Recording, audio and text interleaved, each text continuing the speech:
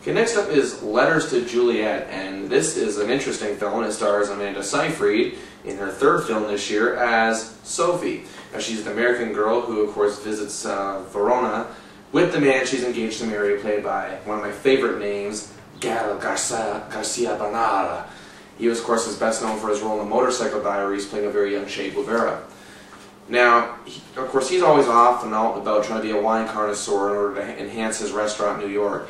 And of course, she while on vacation, she visits the house, apparently inhabited by the infamous Juliet, of course, of Romeo and Juliet from the Shakespeare play.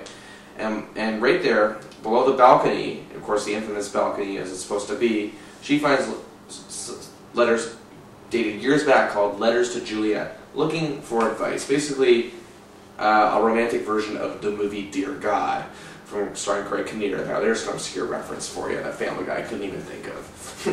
Anyway, Sophie finds a letter, 50 years old, written by a young British girl about a Tuscan boy she met, fell in love with, and everything just fell apart, and sadly she let fall out of her life.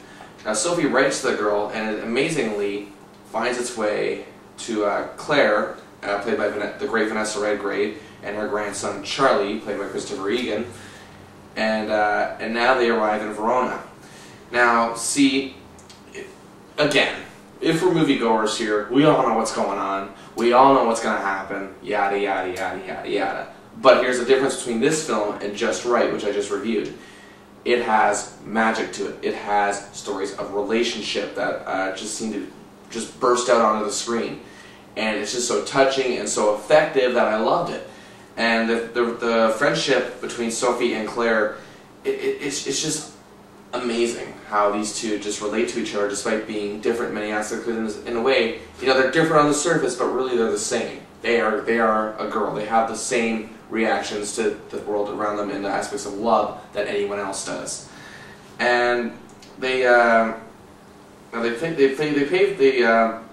as they visit a man named Lorenzo Bartoloni, which was the name of the boy Claire loved so long ago. This is where things really start to be even more effective in the film and really enhance it and magnify the experience here. And that is what differs this film from the last one. Now, I know the last one was a comedy. This one is just a lighthearted drama with a few touching, witty moments. But see, what I loved about this here is that it takes from the Shakespeare aspect, but doesn't make it into some contrived, you know, pretentious indie Shakespeare story modernized. What it does is, that's just the foreground. You know, the aspects of Shakespeare are there, but they don't drive the point into your head constantly where it feels like you're insulting your intelligence by doing so. The magic of this film, the friendships and relationships around it, are amazing.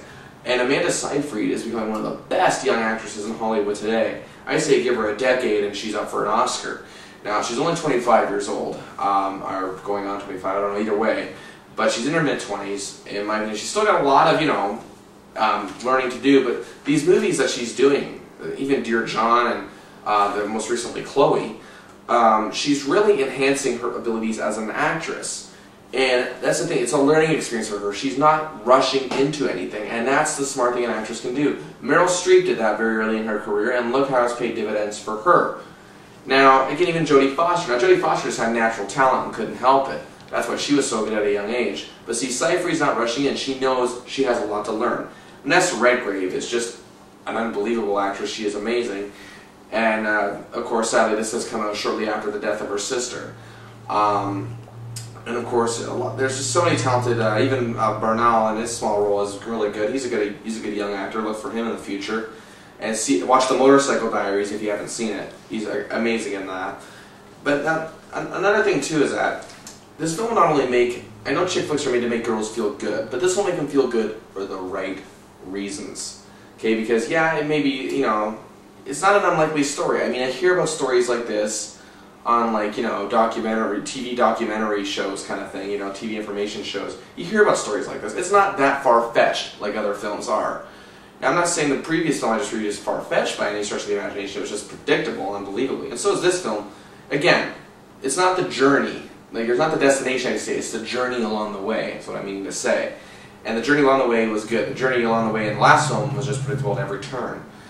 You know, and again, if anything, if Planes, Trains, and Automobiles proved anything, we knew where they were headed, but we didn't know where they were going necessarily, if you know what I mean. But that's just the rule of movies, you know. When they get, it's the experience that the characters go through, and I love this about this film. It's all about experience. So I give Letters to Juliet 3.5 stars out of 5.